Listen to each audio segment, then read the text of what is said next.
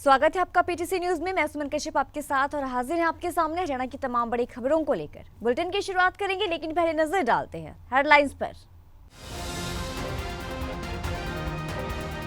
रोहतक में राज्य स्तरीय कार्यक्रम का आयोजन, लाभार्थियों को वितरित किए गए आवंटित प्लॉट के प्रमाण पत्र। सीएम बोले लाभार्थियों को उनके प्लॉट मिले, सपना हुआ साकार। हरियाणा में विधानसभा चुनावों की तैयारियां तेज, आम आदमी पार्टी ने किया चुनावी तैयारियों का शंखनाद। पार्टी जिलाध्यक्ष ने किया आपकी सरकार बनने का दावा। तो भाजपा को लेकर दुष्यंत चौटाला का बड़ा बयान, कहा भाजपा के साथ जाना पार्टी की सबसे बड़ी भूल, कांग्रेस पर भी जमकर साधा निशाना।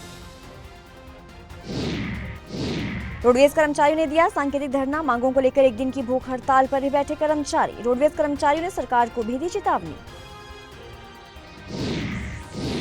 बहादुरगढ़ में बढ़ रहा बेखौफ बदमाशों का आतंक, घर में सो रहे परिवार पर करीब 20 लोगों ने किया हमला। गाड़ियों और मोटरसाइकिल पर सवार होकर आए थे बदमाश।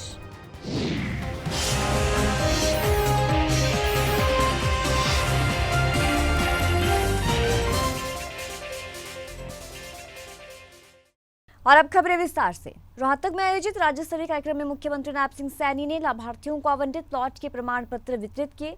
इस दौरान सीएम ने कहा कि हर व्यक्ति का सपना होता है कि उसका अपना घर हो। आज उनका सपना पूरा हो रहा है, लाभार्थियों को उनके अपने प्लॉट मिल रहे हैं। आगे कहा कि पूर्व की सरकारों ने गरीबों को भ्रमित किया है, उनको प्लॉट दिखा दिए लेकिन कागज नहीं दिए। हमने उनको प्लॉट देने का निर्णय लिया है। 5000 का कनेक्शन, और मुझे खुशी है बताते हुए आप लोगों को। मैं आपको बताना चाहता हूं, आज भी हमारी सरकार 600 रुपए का गैस का सिलेंडर दे रही है। 600 रुपए का गरीब व्यक्ति के घर के अंदर भाइयों एजेंसी वाला लेकर के जाता है, कहीं उसको जाने की जरूरत नहीं है। यह सुविधा अगर दी है, ये हमारी सरकार ने दी है। और भाइयों हमने इसके ऊपर भी निर्णय किया है, हमने उसके ऊपर भी ये निर्णय किया है कि आने वाले समय के अंदर हमारी सरकार गरीब व्यक्ति को भाइयों वो गैस का सिलेंडर देने का काम करेगी। और रीजनल दाम के ऊपर मैंने अधिकारियों को कहा है कि इसके ऊपर आप पूरी योजना आप बना लीजिए, और बना करके हमारा ध्येय है कि गरीब व्यक्ति को लाभ पहुंचाना चाहिए। और मुझे खुशी है बताते हुए आप लोगों के बीच में, यह हमारी सरकार थी। मनोहर लाल जी मैं देखता था, किसी भी जनसभा के अंदर अगर वो जाते थे, वो जनसभा में जाकर के एक बात बोलते थे कि कोई माता बहन भाई जिसके घर के अंदर गैस का कनेक्शन सिलेंडर नहीं है वो हाथ खड़ा करे, ये पूछते थे। और अगर कोई माता बहन हाथ खड़ा कर लेती थी, आदेश देते थे, डीसी महोदय को बोलते थे कि 24 घंटे में इसके घर में गैस का कनेक्शन सिलेंडर चला जाए, नहीं तो 24 घंटे के बाद उसको कहते थे उसके घर से उठा लाना। यह हमारी सरकार का भाइयों काम करने का तरीका था। परंतु इन लोगों के पास बोलने के लिए कुछ नहीं है, झूठ का सहारा लेते हैं। हरियाणा में विधानसभा के चुनावों का बिगुल बज चुका है। सभी पार्टियों ने विधानसभा चुनाव को लेकर तैयारियां शुरू कर दी हैं और इसी कड़ी में आम आदमी पार्टी ने भी विधानसभा चुनावों को लेकर शंखनाद कर दिया है। आम आदमी पार्टी के जिलाध्यक्ष करणवीर लोहट ने विधानसभा चुनावों को लेकर एक निजी होटल में प्रेस वार्ता की। इस मौके पर उन्होंने हरियाणा की सभी 90 सीटों पर लड़ने की बात कही और हरियाणा में आम आदमी पार्टी की सरकार बनने का भी दावा किया है। इस मौके पर उन्होंने भाजपा पर भी जमकर निशाना साधा। तो वहीं हरियाणा पंजाब शंभू बॉर्डर पर किसान प्रदर्शन पर भी अपनी प्रतिक्रिया दी है। सुनिए क्या कुछ कहा। आम आदमी पार्टी हरियाणा ने कल शंखनाद कर दिया विधानसभा चुनाव का, और हम 90 की 90 विधानसभा में बड़ी मजबूती के साथ चुनाव लड़ने जा रहे हैं। शिक्षा, स्वास्थ्य, बेरोजगारी हमारे प्रमुख मुद्दे रहेंगे। बिजली पानी फ्री हमारा प्रमुख मुद्दा रहेगा।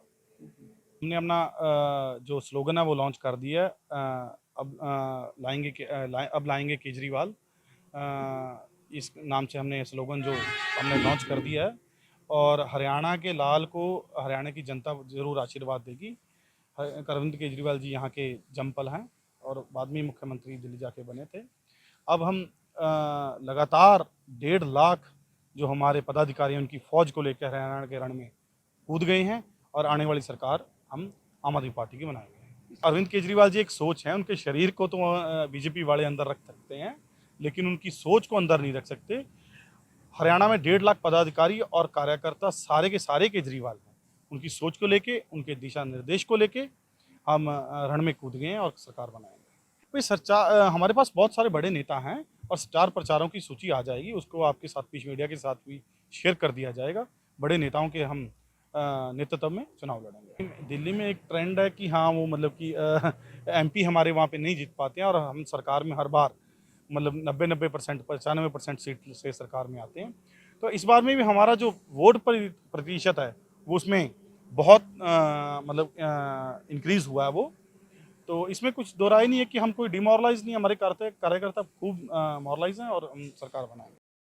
पलवल के नेताजी सुभाष चंद्र बोस इंदौर स्टेडियम में मुख्यमंत्री शहरी आवास योजना के तहत लाभार्थियों को 30-30 गज के प्लॉटों के आवंटन पत्र देने के लिए कैबिनेट मंत्री मूलचंद शर्मा पहुंचे। उन्होंने ये कहा कि देश के प्रधानमंत्री नरेंद्र मोदी चाहते हैं कि देश के अंतिम पंक्ति में बैठा हुआ व्यक्ति अग्रिम पंक्ति में आकर बैठे।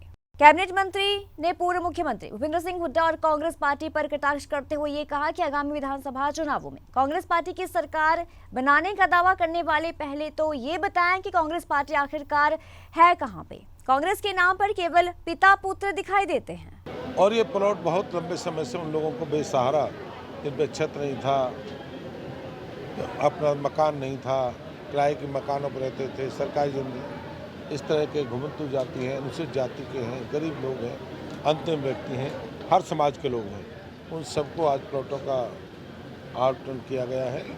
और ये पूरे ज़िले के लोग हैं, पूरे ज़िले से यहाँ आए हैं, सबको एक एक प्लॉट देने का काम किया है सरकार ने। और हमारी सरकार कहते अंतिम पंक्ति में जो व्यक्ति खड़ा है उसके लिए समर्पित है। सबका साथ, सबका विकास, सबका विश्वास नारे को साकार लेके हम सब लोग साथी मिलकर चलेंगे, आगे बढ़ाएंगे। तो यही हमारी सरकार का। आज शहरी लोगों को प्लॉट दिए गए, क्या ये योजना गांवों तक भी जाएगी? नहीं, गांवों की योजना चालू है। हमने पहले ग्रामीण आंचल में करे थे, आज ये शहरी है। और अगले बार जो गांव में अलॉट हों, अगले जो आमंत्रित करेंगे उनके लिए हम शुरुआत की है कि ग्रामीण हो या शहरी हो, हर व्यक्ति हर गाँव में गरीब रहता है, तो उसको मकान नहीं है और उसको मकान देना सरकार का दायित्व है। रोटी कपड़ा मकान है सरकार का दायित्व है, तीनों को दिलाना ये सरकार का। तो लोकसभा चुनावों में जजपा के अनुरूप नहीं रहे परिणामों के बाद फील्ड में उतरे पूर्व डिप्टी सीएम और स्थानीय विधायक दुष्यंत चौटाला रजबाहा रोड स्थित जजपा कार्यालय में पहुंचे। यहां पहुंचने पर कार्यकर्ताओं में उत्साह नजर आया। चुनाव में मिली हार के बाद भी कार्यकर्ताओं के हौसले बुलंद नजर आए। तो वहीं फूलों की बारिश से कार्यालय पहुंचने पर कार्यकर्ताओं ने भव्य स्वागत किया। दुष्यंत चौटाला ने ये कहा कि मैं खुलकर कहता हूं, एक राज्यसभा उम्मीदवार के लिए प्रदेश की सीटों पर या तो 10% या कम से कम 10 प्रपोजल होना चाहिए। प्रपोजल सेकेंडर के बाद 8 प्रपोजल और चाहिए। सुनिए क्या कुछ कहा पूर्व डिप्टी सीएम दुष्यंत चौटाला ने। जो परिस्थितियां आई और जो नतीजे आए, बिल्कुल कहीं ना कहीं कार्यकर्ताओं में रोष दिखा भी है। और आगे की परिस्थितियों में मैं तो एक चीज़ कह सकता हूँ, कल भी एक दुष्प्रचार चलाया गया, कानूनी कार्रवाई भी हम कर रहे हैं और सख्त कानूनी कार्रवाई उनके विरुद्ध भी करेंगे जो इस प्रचार के दुष्प्रचार चला रहे हैं।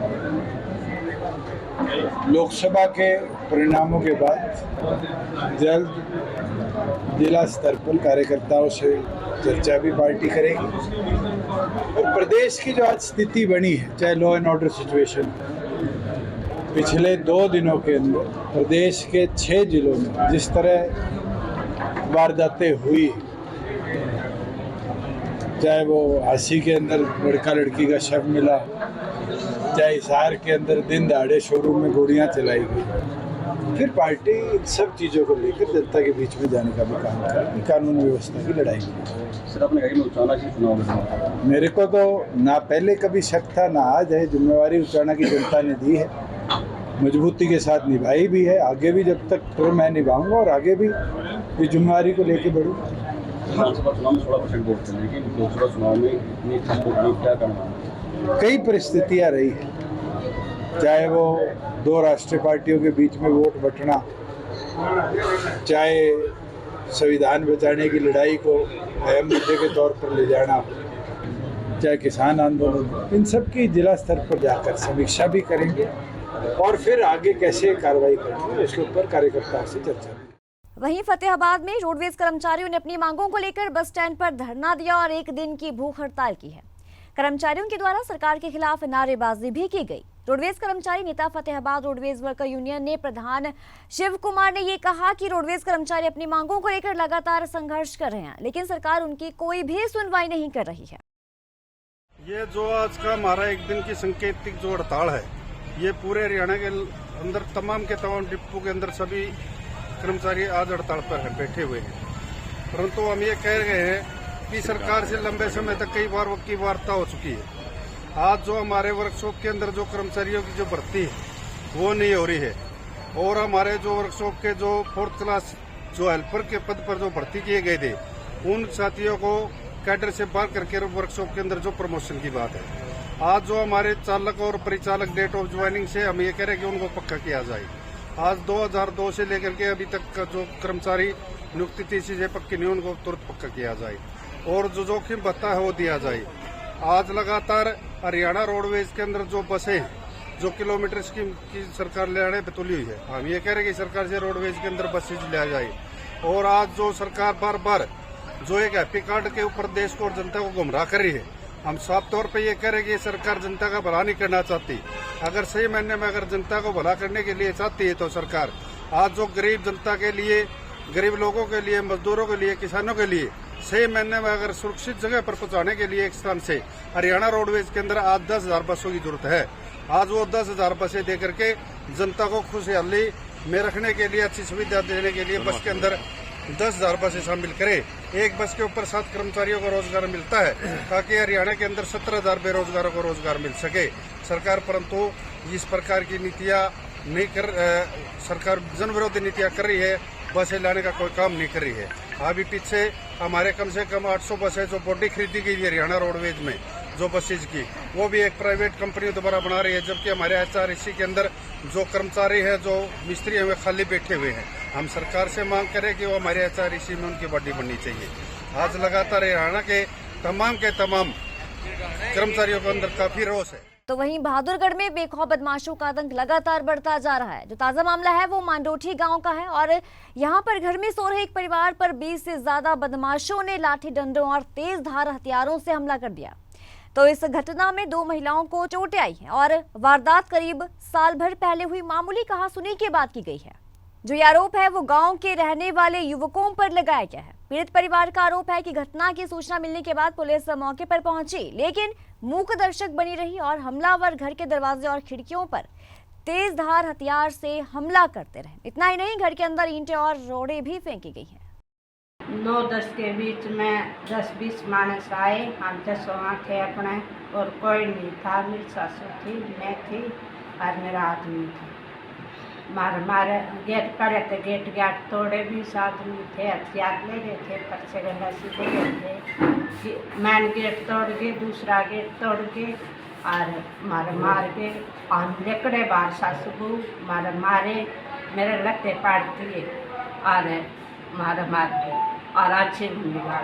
25 तारीख की रात की बात है। ये यहाँ मांडोठी चौक पे ही मकान है, संजय बस मांडोठी का है जी। उसके मकान पर यही गांव के ही एक मनोज और उसके 7-8 लड़कों के साथ आया था गाड़ी में बैठ के। उनकी पहले से कोई कहासुनी वगैरह हुई थी फोन पे, उसके समझ में आ रही थी। और ये हाथों में कुल्हाड़ी डंडे भी लिए हुए हैं, ऐसा वीडियो बनी हुई है, कुछ प्रतिसाद है। तो उनकी दरख्वास्त ले ली हमने, संजय की घरवाली ने, कमलेश ने दरखास्त दे दी है, और दरखास्त के ऊपर कार्रवाई हम करने लग रहे हैं। देखिए, पिछले लंबे समय से पड़ रही गर्मी से निजात के लिए लोग बरसात का बेसब्री से इंतजार कर रहे हैं, लेकिन बहादुरगढ़ में महज 15 मिनट हुई बरसात लोगों की परेशानी का सबब बन गई है। 15 मिनट हुई बरसात के चलते बहादुरगढ़ शहर की कई मुख्य सड़कों और कॉलोनी की गलियों और घरों में पानी भर गया है। प्रशासन के जल निकासी के दावे जो है वो यहाँ पर पूरी तरह से फेल साबित हुए हैं। मानसून से पहले बरसाती नालों की सफाई का दावा प्रशासन के द्वारा किया गया था, लेकिन मानसून से पहले आई महज 15 मिनट की बरसात ने इन दावों की पोल खोलकर रख दी है। सीवर ओवरफ्लो होने के चलते कई जगह दूषित पानी गलियों में भरा हुआ है, जिसके चलते लोग बेहद परेशान नजर आए हैं।